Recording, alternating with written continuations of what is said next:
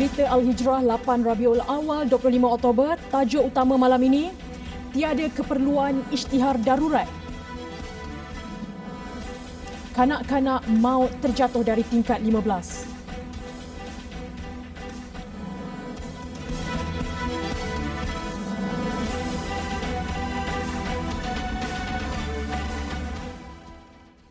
Bismillahirrahmanirrahim. Assalamualaikum warahmatullahi wabarakatuh. Berita Al-Hijrah malam ini bersama saya Fazidah Mustafa.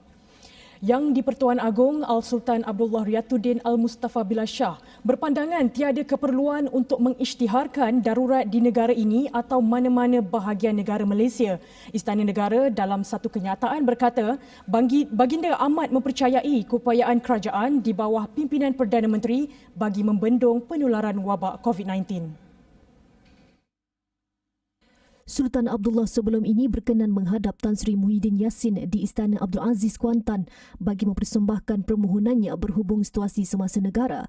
Kenyataan itu menyebut permohonan yang dimaksudkan ialah pelaksanaan darurat perkara 150-1 dan pemasyuran ordinan darurat kuasa-kuasa perlu 2020 menurut perkara 150-2B Perlembagaan Persekutuan untuk memerangi ancaman COVID-19. Selepas memperhalusi permohonan berkenaan dan berbincang dengan Raja Melayu, Sultan Abdullah merasakan kerajaan ketika ini berjaya menangani wabak dengan baik dan berkesan. Sultan Abdullah turut mengingatkan kepada ahli-ahli politik untuk memberhentikan segera segala politiking yang boleh mengganggu kestabilan pemerintahan negara. Seri Paduka Baginda menegaskan bahawa Belanjawan Negara 2021 yang akan dibentangkan di Parlimen amat penting kepada rakyat, termasuklah memulihkan ekonomi negara. Di sebalik desas-desus situasi politik yang tidak menentu dalam masa sama berdepan kes peningkatan COVID-19, pakar perlembagaan Profesor Madya Dr. Syamrahayu Abdul Aziz berpandangan permufakatan antara pemimpin dan parti politik adalah jalan terbaik untuk menyelesaikan krisis politik. Jelasnya, menerusi rundingan tersebut, kestabilan kerajaan dapat dikembalikan bagi menumpukan usaha membendung pandemik COVID-19 di negara. Pertama, sudah tentu untuk menyelesaikan krisis politik ini ialah dengan perdamaian. Sebab permasalahan pertama ni ialah hilang percaya lah. Maknanya dikatakan Perdana Menteri telah hilang kepercayaan majoriti. Jadi perdamaian itu ialah dengan mengembalikan majoriti itu kepada Perdana Menteri. Itu yang penting. Saya fikir ini adalah yang terlalu ideal untuk menangani dan membenarkan kerajaan menumpukan khusus kepada pelaksanaan memerangi COVID-19 ini. Jelasnya krisis politik tidak dapat diselesaikan dengan produk parlimen atau menggantung parlimen buat sementara, apatah lagi darurat yang memberikan impak yang lebih besar. Mengulas lanjut mengenai produk parlimen, jika ia dilaksanakan sekalipun, ia tidak dapat menghentikan provokasi yang berlegar dalam kalangan ahli politik mahupun rakyat. Tambahnya, jalan terbaik untuk menyelesaikan krisis politik adalah dengan permuafakatan antara parti politik yang membentuk kerajaan hari ini. Bila ditangguhkan parlimen tu, cakap-cakap orang politik itu masih lagi berlaku. Maknanya di luar tu. Jadi pemprorogan parlimen tu sendiri boleh menjadi punca kepada pembangkang, contohnya untuk dalam bahasa politik kan, untuk membuat satira-satira politik tentang penakutnya Perdana Menteri nak hadapi undi tidak percaya kan. Justru permuafakatan antara parti politik dilihat antara jalan terbaik buat masa ini. Produk adalah pemberhentian atau penggantungan sidang Dewan Rakyat dalam tempoh 6 bulan dari tarikh akhir persidangan terdahulu.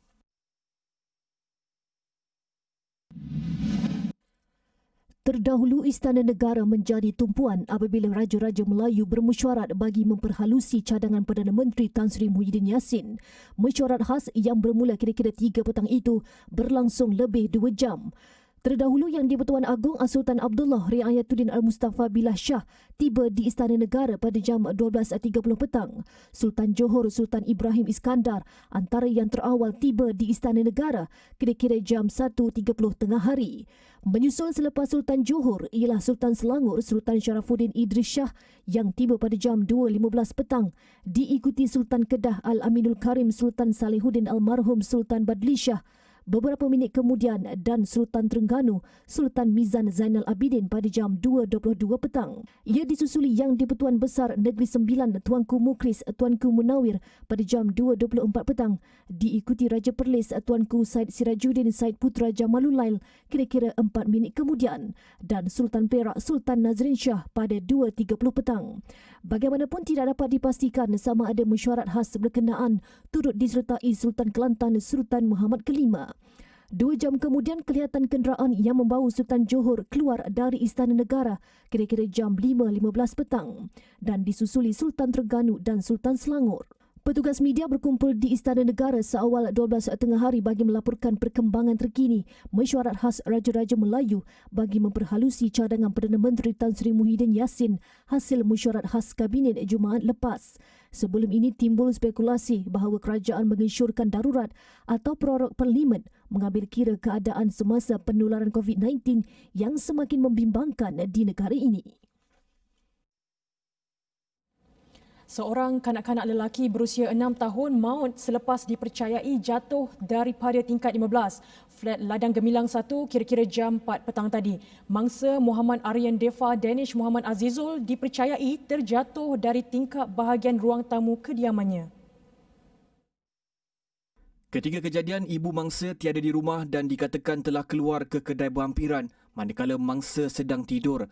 Menurut saksi Siti Mafatihah alias, dia yang ketika itu sedang tidur di rumah di tingkat 4 flat berkenaan terkejut selepas mendengar bunyi dentuman kuat. Saya dengar ada benda jatuh, saya ingat siapa je jatuh. Lama tu saya duduk gilek-gilek, anak naik atas kabur budak jatuh tu, saya turun tu. Saya turun, saya seloklah kain tu, saya nampak cecaklah budak tu aja beling saya. Tu saya kapalah korang ni, ayuh dia bawa dalam selir tu orang cari. Tu je lah. Rumah budak ni tingkat apa? Tingkat 15. 15 nombor 2. Masa dengar tu kat mana? Saya duduk dalam bilik. Duduk tengah tidur, bunyi debu. Kuat. Memang kuat bunyi. Dia pada awalnya menyangkakan ada jiran membuang sampah daripada tingkat atas sebelum dimaklumkan kejadian itu daripada anaknya. Ketua Jabatan Siasatan Jenayah Terengganu, Asisten Komisioner Muhammad Marzuki Muhammad Mokhtar ketika dihubungi mengesahkan kejadian. Katanya siasatan masih dijalankan bagi mencari punca kejadian. Mangsa dibawa ke unit forensik Hospital Sultanah Nur Zahirah HNZ untuk tindakan lanjut. Mayat seorang lelaki berusia 40-an yang dipercayai terjatuh ke dalam Sungai Korok Jitra Kedah semalam ditemui lemas jam 7.59 pagi tadi. Mangsa ditemui kira-kira 5 km dari lokasi mangsa dilaporkan terjatuh. Mayat mangsa ditemui terapung oleh anggota Balai Bomba dan Penyelamat BBP Jitra sewaktu melakukan pencarian di permukaan air di sepanjang sungai itu. Setakat berita ini ditulis, identiti mangsa masih belum dikenal pasti dan mayatnya diserahkan kepada polis untuk tindakan lanjut. Penguasa Kanan Bomba 1 Muhammadul Ihsan Muhammad Zain berkata, operasi disertai 14 anggota termasuk 6 anggota pasukan penyelamat di air PPDA dari BBP Jitra. Operasi pencarian berakhir 9 pagi tadi dalam tempoh kurang 24 jam dari waktu mangsa dilapor terjatuh. Dalam kejadian kira-kira jam 1.36 petang semalam, seorang lelaki dikuatiri lemas selepas dilaporkan terjatuh ke dalam Sungai Korok. Seorang bayi lelaki beserta sekeping nota ditemui di Surau Nurul Huda, Kampung Sungai Kajang, Tanjung Karang, 7.15 pagi tadi. Bayi yang diletakkan di dalam kotak itu disedari Ketua Guru Sekolah Agama Rakyat SAR Kafa Integrasi Nurul Huda, Muhammad Maidin Abdul Rahim ketika dalam perjalanan ke sekolah. Nota tulisan tangan yang diletakkan di kotak berkenaan tertera permohonan maaf kerana tidak mampu membesarkan bayi itu disebabkan faktor ekonomi selain berterima kasih kepada individu yang sanggup membesarkannya. Kotak itu turut dilengkapi lampin pakai buang, tisu basah dan selimut. Muhammad Maidin mendakwa kemungkinan bayi itu ditinggalkan selepas solat subuh pagi tadi kerana menurutnya tiada jemaah masjid yang menyedari bayi itu di surau berkenaan. Kejadian ini pertama kali berlaku di kampung itu.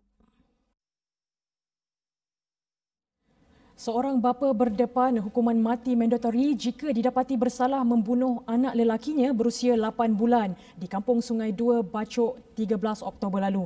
Tertuduh Wan Roslan Wan Mustafa, 40 tahun, turut berdepan tuduhan sengaja mencederakan isterinya dengan menggunakan penyapu. Wan Roslan ketika didakwa di Mahkamah Magistrate Pasir Putih hanya mengangguk faham dan tiada pengakuan direkodkan ketika pertuduhan dibacakan di hadapan magistrate. Mengikut pertuduhan pertama, tertuduh didakwa mengikut Seksyen 302 Kanun Keseksaan kerana menyebabkan kematian bayi lelaki Wan Muhammad Afiq Zafwan Wan Roslan. Bagi pertuduhan kedua di lokasi dan tarikh yang sama, tertuduh dengan sengaja menyebabkan kecederaan terhadap isteri Nur Hanifah Muhammad 32 tahun menggunakan sebatang penyapu. Tertuduh melakukan kesalahan mengikut Seksyen 324 dan dibaca bersama 326A. Sabit kesalahan boleh dihukum penjara tidak lebih 20 tahun atau denda atau dengan sebat atau dengan mana-mana dua hukuman berkenaan. Pendakwaan dilakukan oleh Timbalan Pendakwa Raya Siti Asma Cik Omar dan tertuduh diwakili Peguam Muhammad Izwan Ishak. Mahkamah memerintahkan tertuduh dihantar ke Hospital Bahagia di Ulu Kinta, Perak selama sebulan untuk pemerhatian. Kes akan disebut semula 24 November selain 3 laporan dokumen iaitu laporan psikiatri, bedah siasat dan laporan kimia. Dalam kejadian 13 Oktober lepas, Ketua Polis Bacok Deputi Superintendent DSP Samsul Muddin Sulaiman berkata, siasatan awal mendapati bayi terbabit dibunuh dan dilumur garam kasar sebelum dimasukkan ke dalam karung guni dan disorok di bahagian dapur oleh bapanya yang dipercayai mengalami gangguan mental. Seorang peniaga kerugian RM60,000 selepas rumahnya hangus dalam kebakaran di Kampung Besut 12:10 tengah hari tadi. Menurut mangsa Rosnani Sulaiman, wang tersebut disimpan dalam laci almari dan lebih menyedihkan ia ingin digunakan sebagai pusingan modal perniagaannya. Memetik laporan Sinar Harian, ketika kejadian Rosnani tiada di rumah kerana baru sahaja keluar membeli barang keperluan harian bersama cucunya berusia 5 tahun di Pasar Raya Berdekatan manakala suaminya ke laut. Dia kemudian menerima panggilan dari penduduk kampung yang memaklumkan insiden berkenaan.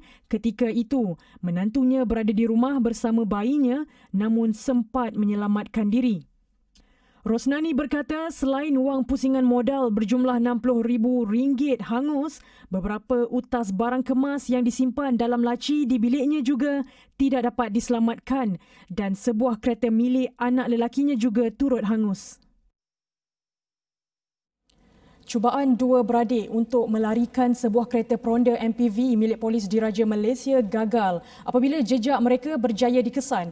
Kedua-duanya ditahan di Shah Alam, Selangor selepas melarikan MPV itu dari Ibu Pejabat Polis Daerah IPD Seberang Perai Utara SPU dengan menyamar sebagai anggota polis. Laporan Sinar Harian yang memetik sumber memberitahu kejadian pada 9.15 malam itu berlaku begitu pantas dan anggota yang sedang bertugas di IPD SPU tidak mengesyaki sebarang perkara mencurigakan. Suspek memberitahu anggota bertugas bahawa dia mahu melakukan pemeriksaan ke atas kamera dashcam di MPV berkenaan sebelum mengambil kunci dirak. Penyelia MPV hanya menyedari kenderaan itu dilarikan selepas setengah jam. Suspek tidak kembali semula ke IPD SPU. Selain itu, polis juga gagal menghubungi kenderaan tersebut menerusi walkie-talkie. Menurut sumber, MPV itu berjaya dikesan di Shah Alam, Selangor awal pagi tadi dan polis berjaya menahan suspek bersama seorang wanita berusia 20-an dipercayai teman wanitanya yang berada dalam kenderaan tersebut. Polis turut menahan seorang lelaki yang merupakan adik kepada suspek pemandu MPV di Tasik Glugo di sini. Semakan mendapati suspek utama pernah ditahan pada 15 Oktober lalu kerana mencuri kabel elektrik. Dia dan adiknya juga mempunyai pelbagai rekod lampau berkaitan jenayah serta dadah dan merupakan penagih dadah tegar. Dituduh menipu wang seorang pemilik syarikat berjumlah 2.5 juta ringgit Tahun lalu, seorang usahawan dan broker didakwa di Mahkamah Magistrate Johor Bahru.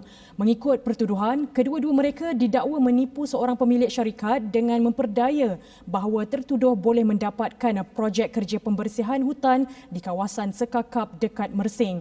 Bagaimanapun, tertuduh Mat Nazri Kasbi dan Muhammad Yazid Ahmad mengaku tidak bersalah selepas pertuduhan dibacakan di hadapan Magistrate Muhammad Farin Nazrin Ahmad. Tertuduh turut mendakwa bahawa kononnya projek berkenaan telah mendapat kelulusan Tunku Mahkota Johor, Tunku Ismail Ibrahim, sehingga mendorong mangsa menyerahkan cek dengan jumlah 2.5 juta ringgit. Mat Nazri dan Muhammad Yazid didakwa melakukan kesalahan itu di sebuah premis dekat Pusat Perdagangan Dangang Utama Skudai kira-kira jam 2 petang 11 April tahun lalu. Mereka dituduh mengikut Seksyen 420 Kanun Kesiksaan dan membawa hukuman penjara maksimum 10 tahun serta boleh dikenakan sebat dan boleh dikenakan denda jika sabit kesalahan. Bagaimanapun, kedua-dua tertuduh yang diwakili peguam mengaku tidak bersalah selepas pertuduhan dibacakan di hadapan Magistrate Muhammad Farin Nazrin Ahmad. Magistrate kemudiannya menetapkan denda RM13,000 setiap seorang dengan seorang penjamin. Mahkamah menetapkan 6 Disember sebagai sebutan semula kes. Terdesak untuk makan, lelaki sanggup kejar polis Mering.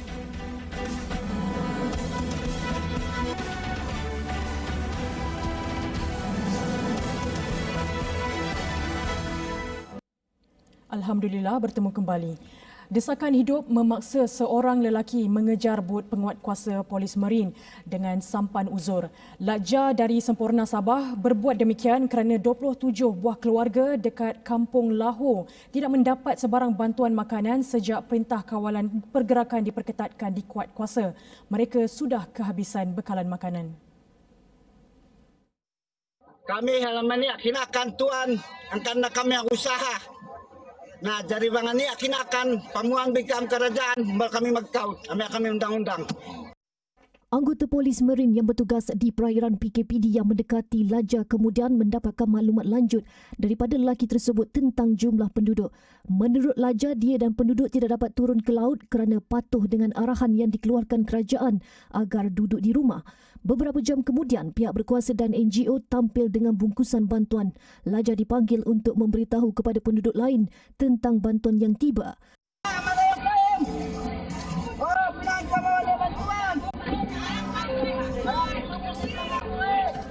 Sampan disusun dengan penjarakan fizikal sebelum bantuan diberikan. Kedudukan Kampung Lahore yang diduduki bajau laut jauh sedikit dari perkampungan air lain mungkin menyebabkan mereka tercicir dari bantuan yang disampaikan pihak kerajaan dan badan bukan kerajaan.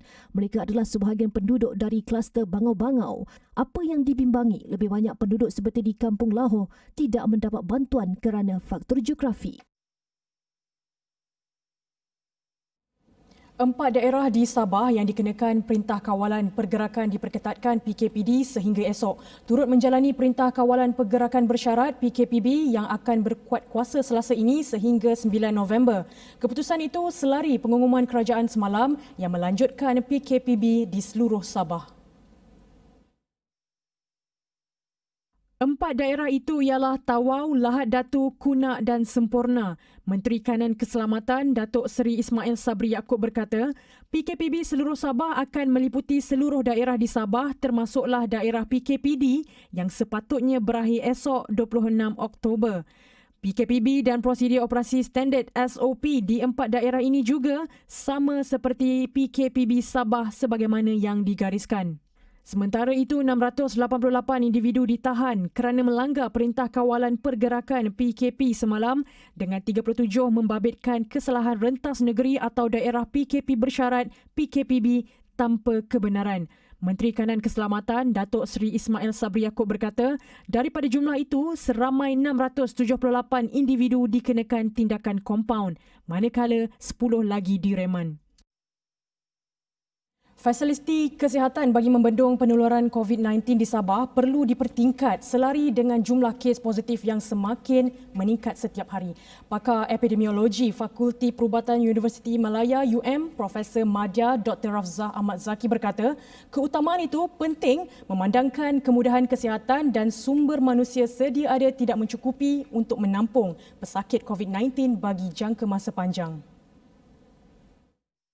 KKM telah mengumumkan jumlah katil yang ada di Sabah ialah lebih kurang dalam 4,730 di pusat kuarantin dan about 1,123 di hospital, di mana yang kita dimaklumkan bahawa katil yang telah digunakan dalam 30% di pusat kuarantin dan 70% di hospital. Lihat trend sekarang ni, jumlah kes di Sabah, peningkatan kes baru pada setiap hari itu amat tinggi. Bayangkan sekiranya kita dapat kes baru dalam 500 satu hari, dalam masa satu hari katil di hospital sudah penuh. Dan dalam masa beberapa hari sahaja semua katil di pusat kuarantin juga akan penuh. Tambahnya, kekurangan kemudahan kesihatan juga menyukarkan pesakit untuk mendapatkan rawatan awal, lebih-lebih lagi bagi penduduk yang tinggal di kawasan pedalaman. Justru katanya, fasiliti kesihatan di negeri itu perlu ditambah segera, terutama di unit rawatan rapi ICU bagi mengelak lebih ramai kematian akibat wabak tersebut. Situasi di Sabah adalah berbeza. Jumlah hospital, pekerja kesihatan dan makmal yang boleh mengendalikan kes COVID di Semenanjung adalah berbeza berbanding di Sabah. Jauh bezanya. Jadi seperti mana yang saya tekankan sebelum ini, jumlah fasiliti perlu ditingkatkan dengan segera. Jadi dengan penambahan kes yang banyak, mereka yang mengalami simptom yang serius dan kritikal akan banyak. Tambahnya lagi, pada masa yang sama, Perintah Kawalan Pergerakan Bersyarat PKPB di Sabah, Kuala Lumpur, Selangor dan Putrajaya perlu diteruskan. Seorang kaki tangan di bahagian operasi MRT laluan Kajang disahkan positif COVID-19. Menurut kenyataan Rapid Rail, petugas berkenaan yang berkhidmat sebagai pengendali tren masih bekerja sehingga 21 Oktober lalu. Susulan insiden itu, Rapid Rail yang juga operator untuk MRT laluan Kajang melaksanakan kerja-kerja disinfektasi dan pembersihan khususnya di ruang digunakan petugas berkenaan malam tadi. Petugas itu dilapor sedang dikuarantin di Hospital Sungai Buloh manakala proses disinfektasi dilaksanakan dengan berpandukan garis panduan ditetapkan Kementerian Kesihatan. Semua petugas lain yang mempunyai kontak rapat dengan pesakit terbabit diminta menjalani ujian saringan dan melakukan kuarantinkan diri selama 14 hari. Menurut kenyataan itu lagi, semua tren dan coach sudah ditetapkan perlu menjalani kerja pembasmian kuman dan pembersihan setiap malam selepas operasi pada hari berkenaan. Dalam pada itu, perkhidmatan MRT laluan Kajang dan semua perkhidmatan pengangkutan awam lain kendalian prasarana, LRT, monorail, bas, rapid transit dan bas henti-henti adalah selamat digunakan. 9 lagi kluster baharu dikesan hari ini, 4 daripadanya di Sabah manakala selebihnya di Selangor, Negeri Sembilan dan Johor. Kluster di Sabah ialah kluster Titir, kluster Omadal, kluster Bandaran, kluster Jambul. Manakala selebihnya ialah kluster Bayan, kluster Mentari, kluster Jernih, kluster Seladah dan kluster Makekar. Sementara itu, 823 kes baharu dilapor hari ini dan Sabah masih merekodkan angka tertinggi iaitu 533 kes, diikuti Pulau Pinang 97 kes dan Selangor 88 kes. 8 lagi kematian dilapor hari ini, kesemuanya dari Sabah melibatkan pesakit berusia 34 hingga 80 tahun. Angka kematian setakat ini meningkat kepada 229 kes. Serangan bom di Kabul, 18 maut. Sekurang-kurangnya 18 terbunuh manakala 57 lagi cedera dalam serangan bom di sebuah pusat pendidikan di Kabul, Afghanistan. Jurucakap Menteri Dalam Negeri Taufiq Aryan berkata, pegawai keselamatan negara itu sedang mengesan pengebom yang bertanggungjawab dengan insiden berkenaan. Sementara itu, Daesh mengaku bertanggungjawab dengan insiden berkenaan menerusi kenyataan kumpulan itu di Telegram. Bagaimanapun, tiada bukti dikemukakan. Dalam masa sama, jurucakap di Twitter nafi bertanggungjawab dengan serangan itu. Insiden ini berlaku di barat Kabul, iaitu kawasan yang menempatkan penganut Syiah, iaitu kelompok minoriti di Afghanistan yang menjadi sasaran Daesh. Sebelum ini, puluhan pelajar maut dalam serangan seumpama ini yang menyasarkan pusat pendidikan lain di Kabul pada 2018, manakala pada Mei tahun sama, serangan bom turut dilakukan di Wad Bersalin yang membunuh 24 orang termasuk wanita dan bayi. Ratusan tan ikan yang diternak dalam keramba jaring apung KJA di perairan Danau Toba di Kampung Sigun Gogung, wilayah Samosir dilaporkan mati secara tiba-tiba. Ketua Jabatan Pertanian dan Perikanan Wilayah Samosir, Victor Sitinjak berkata, sebanyak 109 tan ikan disahkan mati.